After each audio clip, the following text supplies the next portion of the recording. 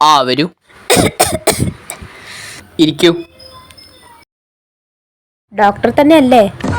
ആ ആ എന്താ അങ്ങനെ ചോദിച്ചേ? കഴുത്തിലൂടെ സ്ഥിരം ഇടാറുള്ള മാല കണ്ടില്ല, അതാ ചോദിച്ചേ.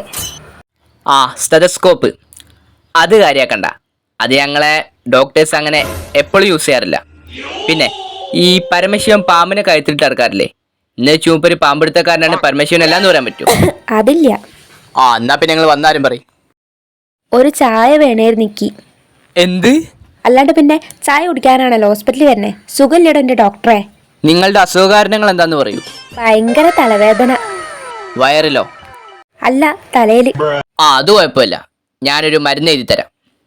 അയ്യോ ഡോക്ടറെ, കഴിഞ്ഞില്ല, ഇനിയുണ്ട്. തൊണ്ടവേദന, ചുമ, ശ്വാസമുട്ടല്, ഭയങ്കര ക്ഷീണം. ഇതെന്താ? മസാലപ്പിടിയിലേക്കുള്ള സാധനത്തിന്റെ ലിസ്റ്റോ? പിന്നെ ഭയങ്കര അങ്ങോട്ട് ശരീരവേദന. മതിയോ? ഇത് ആകാശവാണി കോഴിക്കോടല്ല, പതുക്കെ പറയൂ, എങ്കിലേ എനിക്കിവിടെ മരുന്ന് എഴുതാൻ പറ്റൂ. കുറച്ച് ദിവസമായി തുടങ്ങിയിട്ട് പനി, ജലദോഷവും തൊണ്ടവേന, ഇടയ്ക്ക് ശ്വാസം മുട്ടും. കുറച്ച് ദിവസം മുന്നേ ഞാനൊരു മാങ്ങ കഴിച്ചേ, അതിനുശേഷം അതൊക്കെ വന്നേ. ഓ അങ്ങനെ. അപ്പോ സംസ്ഥാനത്ത് വീണ്ടും നിപ്പ റിപ്പോർട്ട് ചെയ്യുകയാണ്. കോഴിക്കോട് ഫറൂഖ് സ്വദേശിയായ 43 എന്താ പറഞ്ഞേ? എന്റെ വീടിന്റെ അടുത്ത് നിന്ന് വീണ് കിട്ടിയൊരു മാങ്ങ തന്നേനെ, അതിന് ശേഷം ഈ പാനിയും തലവേനയും ഒക്കെ ആയി. ഇത് കുറച്ച് നേരത്തെ പറയായിരുന്നു.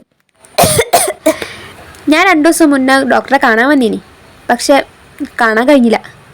പിന്നെ ഇവിടുത്തെ ഡോക്ടർമാരായിട്ടും നഴ്സുമാരായിട്ടും കുറെ കമ്പനിയായി. കുറെ ആൾക്കാരായിട്ട് കമ്പനിയായോ? പിന്നെ ഹലോ ഹലോ, അരുൺ ഡോക്ടർ അല്ലേ? അതെ. ഹലോ സാർ, കഴിഞ്ഞ ദിവസം നിപ്പ ബാധിത ഇവിടെ വന്ന് നമ്മളെ കബളിപ്പിച്ച് രക്ഷപ്പെട്ട ആ സ്ത്രീ ഇല്ലേ, അവർ വീണ്ടും ഇവിടെ വന്നിട്ടുണ്ട് സാർ. അവർ ഇവിടുത്തെ പലരുമായിട്ട് സമ്പർക്കം പുലർത്തിയിട്ടുണ്ട്. അവരെല്ലാവരും ഞങ്ങൾ ഉടനെ തന്നെ ക്വാറന്റൈനിലേക്ക് മാറ്റിയിട്ടുണ്ട്. അവർ സാറിൻ്റെ അടുത്തേക്ക് വരാനുള്ള സാധ്യത കൂടുതലാണ്. അല്ലടോ എത്തി. ഹലോ സാർ, എന്തെങ്കിലും പ്രശ്നങ്ങളുണ്ടോ? ഞങ്ങൾ അങ്ങോട്ട് വരണോ? ആളിവിടെ ഉണ്ട്, വന്ന് കൊണ്ടുപോയിക്കോ. അവര് പിന്നെ എന്നെ. അപ്പൊ പോവാ. പോവാ.